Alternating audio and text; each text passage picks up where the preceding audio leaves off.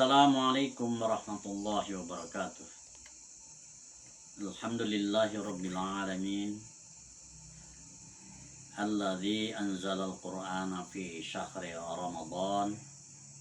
Asyhadu an la ilaha illallah wahdahu la syarikalah. Wa asyhadu anna Muhammadan abduhu wa rasuluh. Allahumma salli wa sallim ala nabiyyina Muhammadin sallallahu alaihi wasallam wa ala alihi wa ashabihi wa man tabi'ahum bi ihsan ila yaumiddin amma ba'd. Fausikum wa nafsi bi taqwallah. Ittaqullaha haqqa tuqatih wa la tamutunna illa wa antum muslimun. Saudaraku kaum muslimin yang dirahmati Allah Subhanahu wa taala. Pertama, kita bersyukur karena kita masih diberikan kesempatan oleh Allah Subhanahu wa taala untuk bertemu dengan Ramadan 1442 Hijriah dalam keadaan sehat walafiat tentunya, walaupun di tengah masyarakat situasi masih agak mencekam karena belum berakhirnya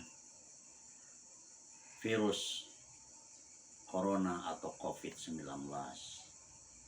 Mudah-mudahan kita dapat menjalankan segala bentuk aktivitas kita dalam Ramadan kali ini.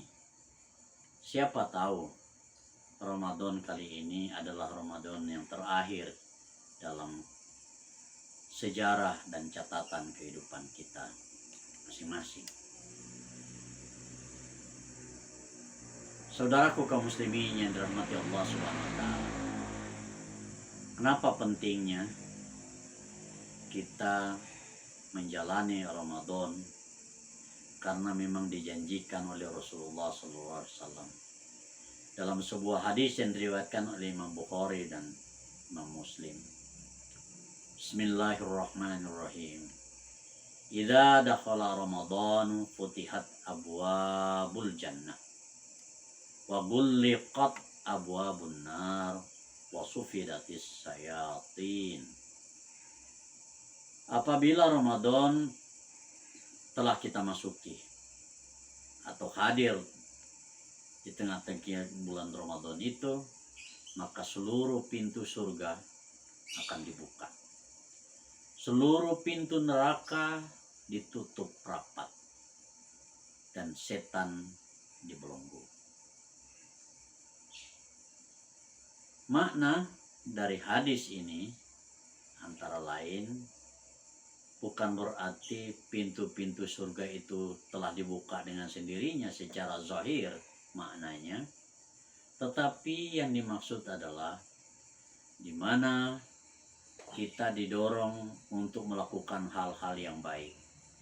Kalau dalam setiap Ramadan kita masuki Ramadan, kita sudah melakukan hal-hal yang terbaik, maka itu berarti kita sendiri telah membuka pintu surga. Dan ketika kita melakukan sesuatu yang baik dengan motivasi beribadah kepada Allah, kita telah menyediakan diri untuk membuka pintu surga. Sebaliknya, bila hal-hal yang buruk, berbohong, menipu, ingkar janji, tidak kita laksanakan, maka itu maknanya adalah kita telah menutup pintu-pintu neraka itu.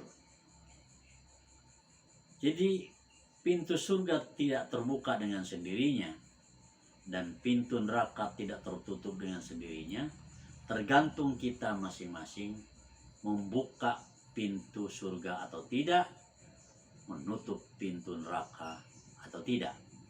Oleh karena itu berbeda antara orang per orang. Ada yang meyakini dan mengamalkan sesuatu yang baik, maka akan berbeda dengan orang yang ketika Ramadan masuk pun tidak ada sesuatu yang baik yang dilakukan. Atau mungkin kejahatan-kejahatan atau keburukan-keburukan senantiasa masih dia lakukan. Begitu pula wasufidatis syayatin, dan setan dibelenggu. Ada ulama yang mengartikan secara zahir bahwa betul setan diborgol, diikat tangan dan kakinya.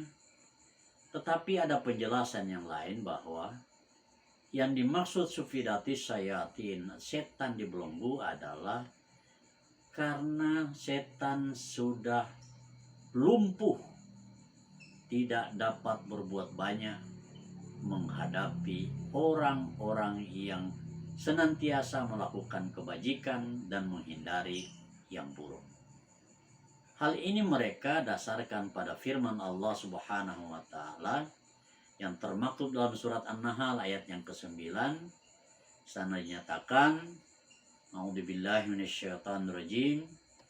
Innahu laisa lahu sultanun 'alal ladzina amanu wa 'ala rabbihim yatawakkalun. Setan tidak mempunyai kuasa, artinya takluk di hadapan orang-orang beriman dan orang-orang yang bertawakal. Nah, keimanan yang dipupuk dengan kebaikan dan menghindari hal yang buruk itu otomatis akan naik.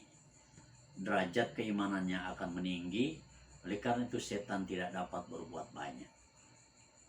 Bukan hanya itu, prototipe manusia yang kuat imannya digambarkan pula oleh Rasulullah SAW melalui hadis yang diriwayatkan oleh Imam Bukhari, Muslim, Ahmad, dan Imam An-Nasai. Dalam hadis itu nyatakan, Bismillahirrahmanirrahim. Ya Ibn al-Khattab, walladhi nafsi biyadih, ma laqiyakas syaitan salikan fajjan illa salaka fajjan ghayru fajjik. Wahai Ibnu Umar, maksudnya Ibnu Khattab, maksudnya Umar Ibnu Khattab, demi jiwaku yang berada dalam genggamannya. Kalau disingkat, demi Allah, setan tidak akan berani bertemu dengan kamu dalam satu jalur atau lajur perjalanan, sehingga dia memilih jalan lain yang engkau tidak lalui. Bahkan di suatu hadis yang berasal dari Aisyah yang meriwayatkan bahwa kata Rasul Sallallahu Alaihi Wasallam, saya melihat setan dari jin lari terbirit-birit menghindari pertemuan dengan Umar Ibn Khattab. Dengan demikian, insya Allah kalau terpupuk keimanan kita, tidak ada yang perlu diragukan, tidak ada yang perlu dikhawatirkan untuk ditipu oleh setan, digoda oleh setan, dibujuk oleh setan. Tetapi ada anekdot, katanya di Indonesia ini setan sudah tidak bisa berbuat apa-apa karena kadangkala setan dirayu oleh manusia. Mudah-mudahan Ramadan kita kali ini akan lebih bermakna dari Ramadan yang lalu.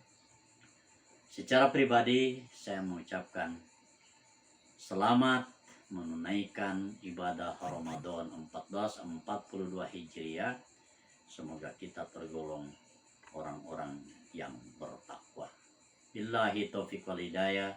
Assalamualaikum warahmatullahi wabarakatuh.